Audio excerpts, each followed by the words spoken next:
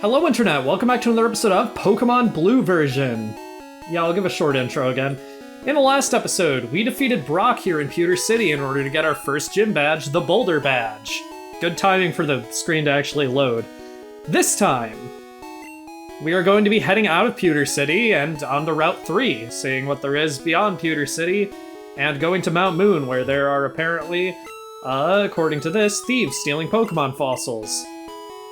I won't call the cops on them, but I'll just stop them myself. It's a more effective use of society. Heading on to Route 3.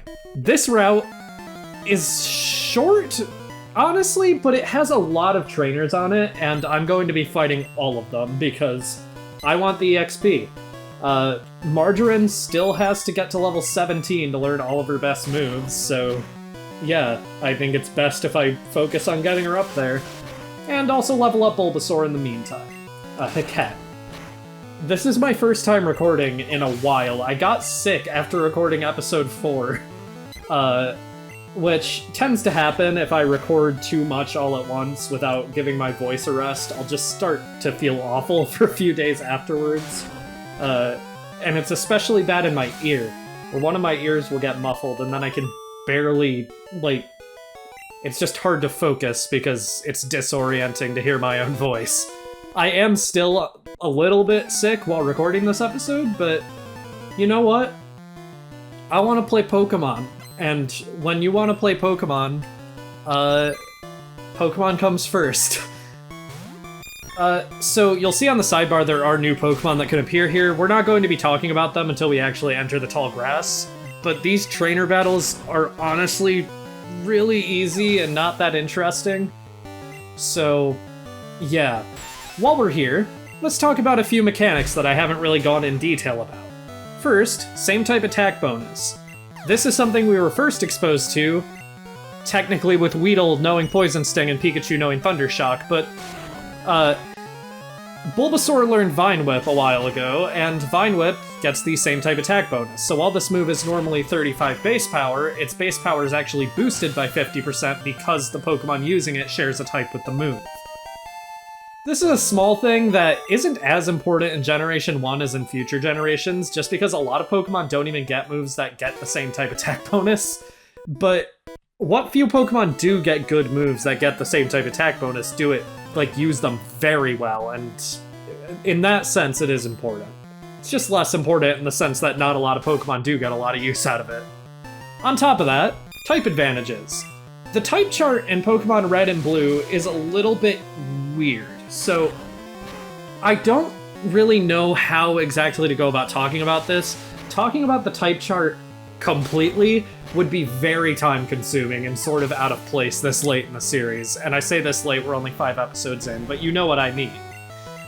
So the main differences are Poison is super effective on Bug, Bug is super effective on Poison, Ghost doesn't affect Psychic, and then there's a bunch of other stuff that's just too complicated. Ice is neutrally effective on Fire. There's a lot of weird changes. I'm going to go over individual types of Pokemon as we encounter them, just because I think that makes the most sense, and I'll be right back because I'm about to go heal. As I was saying, I do want to go over all the individual types at some point, just because, types do have certain archetypes within them, but I think, for now at least, I'm going to hold off until I, have my thoughts on types fully written down. I'm gonna be completely honest, even with as much research as I've put into this series, which, trust me, it's more research than I'd usually put into a series, I'm still not 100% familiar with how all the different types function. So, yeah, for that reason, I'm just gonna be waiting a bit to talk about them. And when I do talk about them, I'll make sure it's in, natural points to talk about any given type. We've already sort of missed natural opportunities to talk about the bug type, but to be honest, I can go over the bug type right now. The bug type is just kind of bad. It doesn't have any strong offensive presence, its defensive capabilities are absolutely awful as well. The main thing that bug types have going for them is a few strong individual Pokemon, but those Pokemon aren't defined by their type in any way. Weedle. Speak of the devil. Weedle's more defined by the poison type than the bug type. I'm going to cut ahead to when I'm through with this battle. I can't think of much more to talk about right now.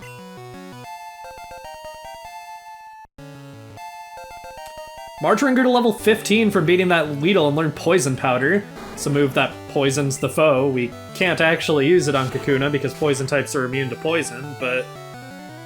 yeah, they're immune to poison status, not poison type. They are resistant, like they resist the poison type. They're not immune to it. They're immune to the status, though. Beat that bug catcher. If I had new Pokemon, I would've won. The first bug catcher we fought in this route said he ran into us in Viridian Forest. That's bullshit. That is not the same bug catcher. We fought like 3 bug catchers in there, and I'm pretty sure in Fire Red Leaf Green he does not have the same name as any of the ones in Viridian Forest. You can fight my new Pokemon. Unfortunately, trainers don't have unique names in Generation 1 for us to know if he's telling the truth, but according to the remakes at least, he's not. Margarine has sort of been getting... I mean, Margarine has been kicking ass, let's be completely honest, but we need to give Hiket a chance to actually level up a bit, because Margarine is now a level higher than Hiket, and Hiket's getting pretty close to evolving, which is exciting. It's always... like, it's one thing when you're, like, Route 1 Viridian Forest normal type evolves in a Let's Play or a game, like a playthrough in general. It's a different thing completely when the starter first evolves, which is something I have complicated thoughts on, because every time a new Pokemon game comes out, obviously I'm gonna sit down and play it for like 5 hours, and in that time, there's a chance that my starter will have just already evolved into its second stage, if not its final stage.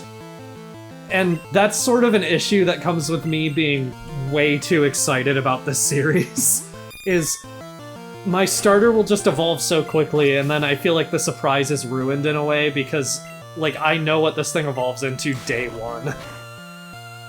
Seeing a unique mechanic with Leech Seed here, or we did until we got a critical hit. Good job, Margarine. Leech Seed doesn't go away when you switch out, only when the opponent does. Done like dinner. True. This can be useful to, like, use Leech Seed to support Pokemon that do need that passive healing. But overall, it's generally better to just stick with the Pokemon using Leech Seed, because most of the Pokemon that learn the move actually get really good use out of it. While I fight this trainer, we are finally in the tall grass, which means I can go over the one new encounter here in just a second. Sorry for the weird cut, but anyway, as I was saying, there is one new encounter here on Route 3. Jigglypuff! Sucks. It gets access to an interesting move much later on that's completely banned from competitive play in Generation 1, but otherwise, look at these stats. 115 may seem like a staggering HP stat, and on paper it is, but unfortunately, HP means nothing when you don't have the defensive capabilities to back it up. Jigglypuff doesn't get much better with evolution either. This is one of few Pokemon that I'll just straight up say you should avoid using. It's a shame too, because Jigglypuff has one of the deepest move pools in the game. That's satisfying. That's so satisfying. I beat this Jigglypuff in exactly the time I said it would take for the bio to be finished. That's it? Yeah, it is. You chose a Jigglypuff as your partner. So, while we were in the tall grass here, this is your only chance to catch a Jigglypuff for quite some time. So if you are trying to go for Pokédex completion, I would recommend catching one now. I'm going to cut ahead until I find one to catch. Finally found one after entirely too long, but these things are so weak that I'm scared to even touch it. Unfortunately, at this early a level, Jigglypuff only knows Sing, which means, unfortunately, it's sort of just going to be spamming that and trying to put my Pokemon to sleep. My main strategy here is to use Leech Seed and Poison Powder on it, and then just hope that ends up working out for weakening it, because weakening Pokemon is the most effective way to make them more easy to catch. But god, it comes at the cost of this annoying move. Sing is incredibly inaccurate. I think it's only like 55 accuracy, if not worse. But when it hits, it's just really effective. Sleep can last 1 to 7 turns, and that can start to get ridiculous when it gets on the higher end.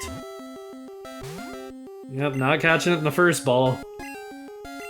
I'm sort of just gonna wait here for it to passively lose enough HP for the Pokeball to work. Yeah, sure, stay asleep, Margarine. You've earned a nap, honestly. You've kind of been hard carrying for a little bit here. And you're healing over time as you sleep anyway. Still no? I don't know why that took 3 Pokeballs, but it did, and that's embarrassing.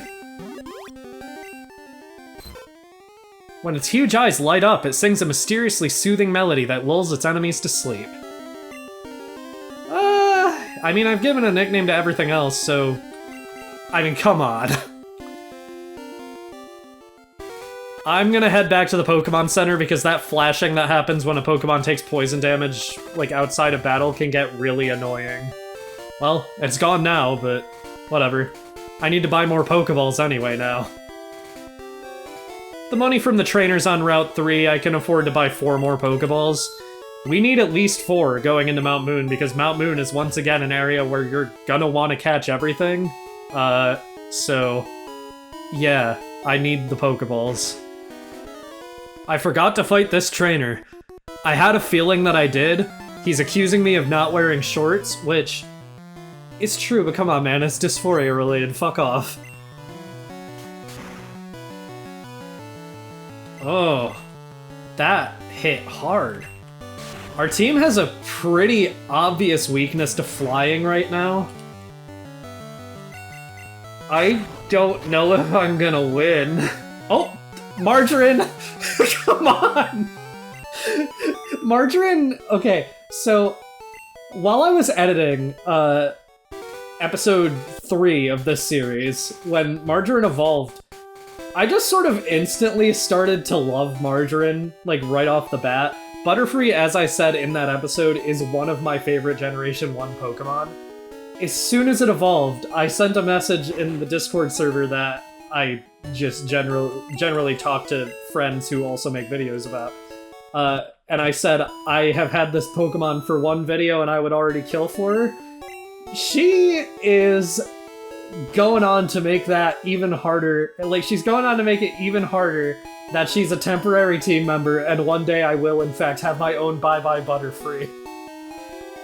Alright, finally made it back to where I was, and where I was is pretty much the end of the route. There's no more trainers to fight here. This guy's just a dude. Whew, I better take a rest. Ugh, that tunnel from Cerulean takes a lot out of you. So he says tunnel from Cerulean, but once we enter the upcoming Mount Moon, we're done. There's nowhere else for us to, like, there's no way for us to backtrack back to this point. So make sure you have Pokeballs before entering, and make sure your team is fully healed and everything. If you have too many Pokemon, you should store them via PC. I have 6 Pokeballs set in my belt, and most you can carry 6 Pokemon. Team Rocket attacks Cerulean citizens. Team Rocket is always in the news. Okay, I know he didn't write the newspaper, but I'm gonna pretend he did for a second. Team Rocket attacks Cerulean citizens! Team Rocket is always in the news! They're a menace! Hello there, have I got a deal just for you? I'll let you have a swell Magikarp for just 500 Poke! What do you say? I just barely have enough. Okay.